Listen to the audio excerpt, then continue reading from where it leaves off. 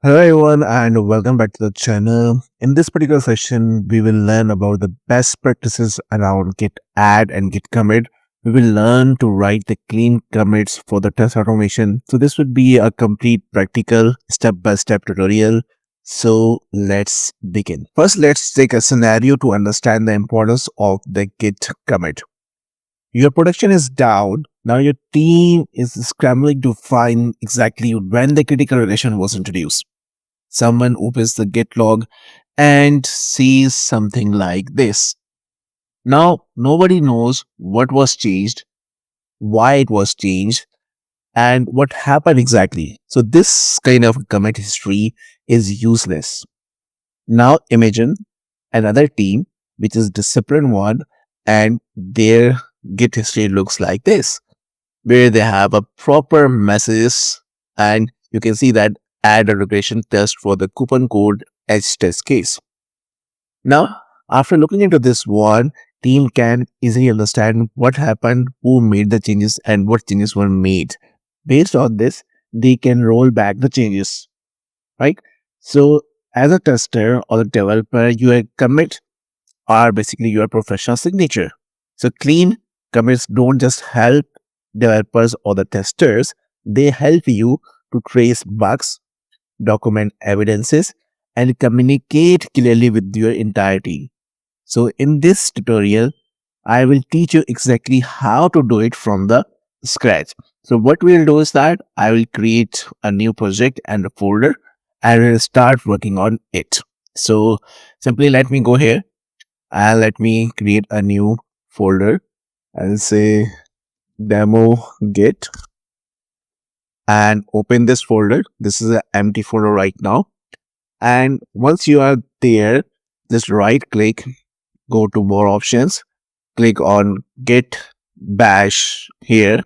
You will see this kind of a window here.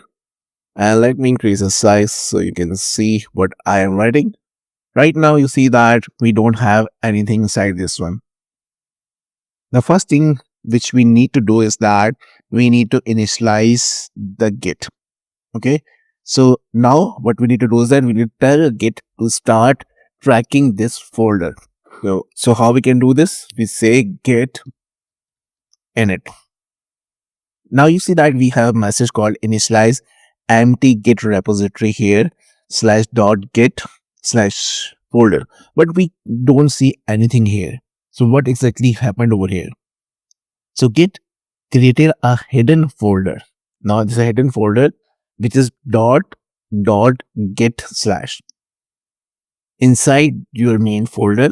Now this is the Git's brain. It will store all your history, configuration, and tracking data.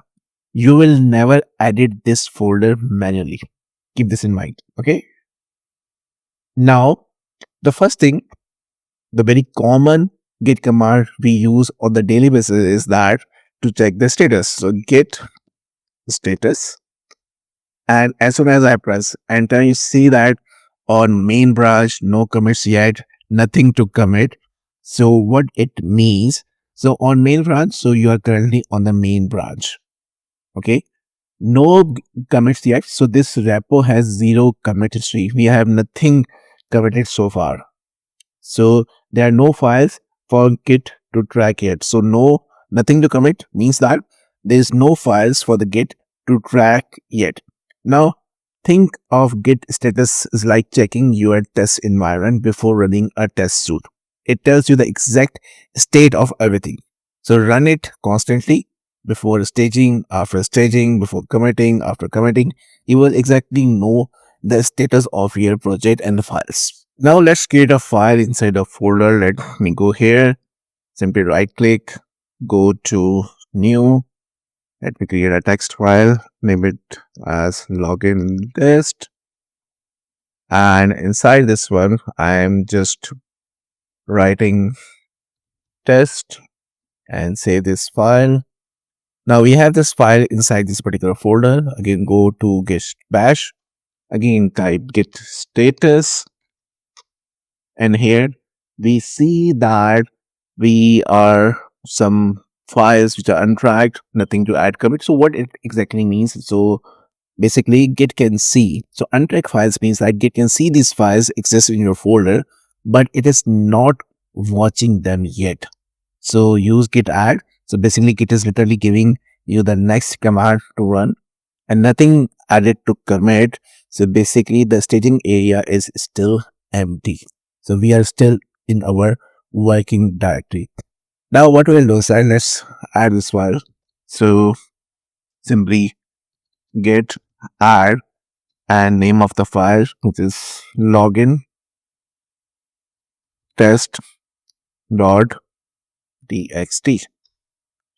So as soon as you run this command, so there will be no output. Silence means success in Git. Now we need to verify this thing again. Run git status. Now you see that the expected outcome was like on main branch, no commits yet, and we see this changes to be committed. So what it means?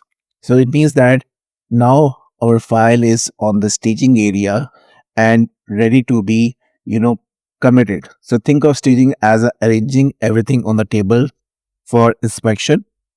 And then you are saying these are exactly the changes I want to record to the commit, right? Now let's create another file over here. So new file, and I will say sign up test and press enter. Open this file and name test. Save this file. Go back here, and now I will type again git status.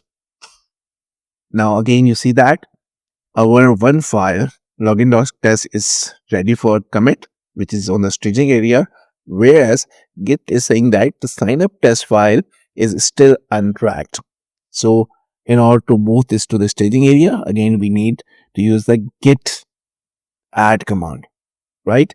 So we are seeing both the things, right? So basically login test file is staged, and the one which is sign up test is still in your working directory, not on the stage, right? Now let's move the second file to the stage. So git add name of the file sign up test.txt. Now this file is also being added, so let's verify it. So git status, and now you see that we have both files moved to the staging and both are ready to commit, right? Now this is the more important section of the tutorial where we learn to write the clean commit messages. A commit message is a permanent record, so other engineers and automation tools all read the commit messages. Writing the lazy commit message in the Git equivalent of writing a bug report that just says something broke, right? So we need to give a proper commit message. Okay. So the good commit message have two things: type and scope. So we need to be very much clear what is this all about, what we have done, right? So when we talk about the conventional types of for the testers, right? So what we'll do is that when we commit, we say that this is a login test. We added a test case for maybe a valid username and password. For sign up, we have fixed the broken test, right? But that commit message needs to be very, very appropriate so that other person can understand, right? So what we'll do is that we can simply commit this one, git commit dash m, and here I need to provide the commit. So there are two files, right, which are ready to commit. So I will say test login, right? So what I'll say, added initial, or maybe edit the most appropriately small test. And we have sign up. So sign up,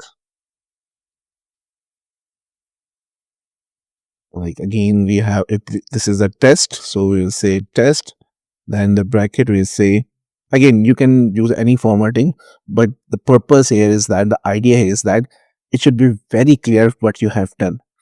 So sign up, and here, for example, what we did is that fix the test case, and test case ID is equals to TC maybe 001, right? And after that, just press enter. Now, these both files now got committed with this proper message over here, right? And if you look into this one, so it says that two files change, two files insert. So what is changed? So basically two files inserted, right? And both files were included in this commit. This is a commit number. And if there's a number of lines, you will see the number of lines being changed or added on this one. Okay.